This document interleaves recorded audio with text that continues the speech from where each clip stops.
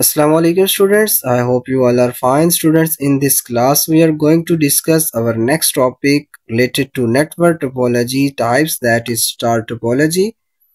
Star topology को हम previous class इस तरह बस को हमने पढ़ा था 7 एस्पेक्ट्स को सामने रखते हुए उसी के अकॉर्डिंग स्टडी करेंगे। सबसे पहला एस्पेक्ट है arrangement of star topology. Arrangement को समझने के लिए आप डायग्राम को फोकस करें तो यहाँ आप देख सकते हैं कि हमारे पास जितनी भी डिवाइसेस हैं ये एक सेंट्रल डिवाइस जिसे हम स्विच या हब टर्म से रेफर करते हैं उससे कनेक्टेड हैं। अब इसको अगर आप फोकस करें तो इसमें हमारे पास कुछ कंप्यूटर डिवाइसेस जो है क्लाइंट्स का रोल अदा कर रहे हैं और कुछ कंप्यूटर जो है वो सर्वर्स का रोल अदा कर रहे हैं। तो इसको हम कह सकते हैं ये क्लाइंट सर्वर पर बेस करने वाला नेटवर्क है। अब वर्किंग को अंडरस्टैंड करने के लिए हम एक सिनेरियो समझते हैं कि एज्यूम करें कि हमारे पास नेटवर्क मौजूद, इस कंप्यूटर ने इस डिवाइस को डेटा ट्रांसमिट करना है। तो जब डेटा इस कंप्यूटर से निकलेगा तो पहले वो सेंट्रल डिवाइस पर जाएगा। सेंट्रल डिवाइसेस हमारे पास दो तरह की हो सकती हैं, हब एंड स्विच। अब फर्स्ट सिनेरियो अज्यूम करते हैं कि हमारे पास जो सेंट्रल डिवाइस थी दैट इज हब।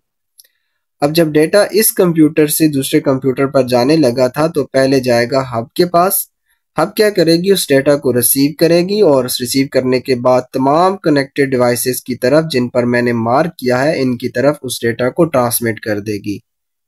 जिस डिवाइस का डेटा होगा वो उसको रिसीव कर लेगी, बाकी तमाम डिवाइसेस उस डेटा को इग्नोर कर देंगी। इसी वजह से हम कह सकते हैं कि हब जो है वो एक नॉन इंटेलिजेंट डिवाइस है और इसकी वर्किंग स्पीड जो है वो बहुत स्लो है बनिस्बत स्विच के। अब इसी सिनेरियो को हम दूसरी एग्जांपल से लेते हैं कि लेट्स सपोज इसी कंप्यूटर ने डेटा ट्रांसमिट करना था इस पर और दरमियान में जो सेंट्रल वायर थी जब इसके पास डेटा आया तो ये हमारे पास एक स्विच है। स्विच क्या करेगा, इस डेटा को रिसीव करने के बाद अपने पास टेबल इसके पास एक पड़ा होगा, उस टेबल में उस डिवाइस को चेक करेगा कि वो किस लोकेशन पर एग्जिस्ट कर रही है तो सिर्फ उसी डिवाइस को डेटा ट्रांसमिट करेगा। इसी वजह से हम कहते हैं कि स्विच जो है ये एक बेसिकली इंटेलिजेंट डिवाइस है और इसकी स्पीड आपसे फास्ट है। अब हम एडवांटेजेस की बात करते हैं। इसमें सबसे पहला advantage easy to install and maintain. इसको इंस्टॉल करना मेंटेन करना बहुत ज़्यादा आसान है। सेकंड एडवांटेज है it is very reliable, because हमारे पास अगर कहीं से केबल डैमेज हो जाए, कोई डिवाइस फेल हो जाए तो नेटवर्क की वर्किंग स्टॉप नहीं होती। लेकिन इसमें याद रखिएगा कि सम केसेस में ऐसे हम कहते हैं कि मॉडरेट रिलायबल, बिकॉज अगर हमारे पास सेंट्रल स्विच या हब डैमेज हो जाए तो पूरा नेटवर्क काम करना छोड़ सकता है। Third advantage easy fault detection, faults को आइडेंटिफाई करना बहुत ज़्यादा आसान है। हमारे पास डेटा कोलिजन नहीं होती बस की तरह, इस तरह इसकी वजह से इसकी परफॉर्मेंस ज़्यादा है।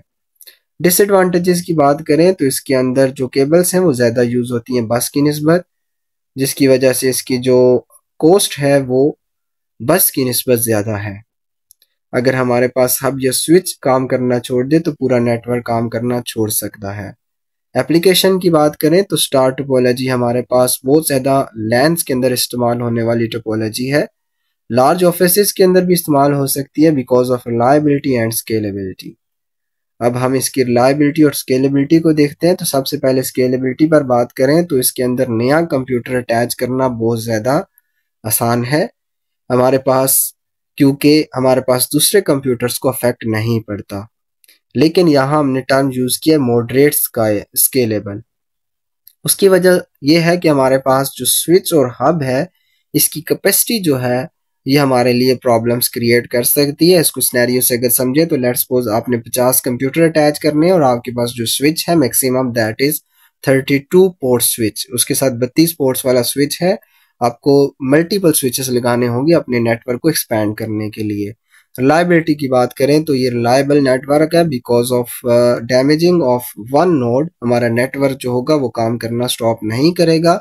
लेकिन हमारे पास अगर स्विच और हब डैमेज हो जाए तो नेटवर्क जो है फंक्शनिंग स्टॉप कर देगा।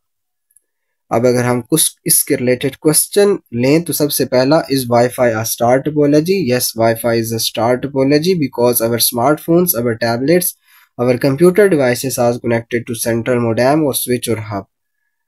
Can star topology be wireless? Yes, star topology can be wireless because as we see in our houses, हमारे घर के अंदर जो मोडेम स्विच अटैच हैं उनके साथ हम कंप्यूटर डिवाइसेस को वायरलेसली अटैच कर सकते हैं। अगर हम real life example star topology की लें तो अभी आपके घर की एग्जांपल ली थी, इसके अलावा हम किसी कॉलेज या यूनिवर्सिटी के डिपार्टमेंट्स को आपस में कनेक्टिविटी देखें तो वो भी किसी सेंट्रल हब या स्विच के साथ होगी। तो स्टूडेंट्स, फर्स्ट ईयर के तमाम लेक्चर सुनने के लिए चैनल पर प्लेलिस्ट मौजूद है, चैप्टर वाइज आप चेक कर सकते हैं।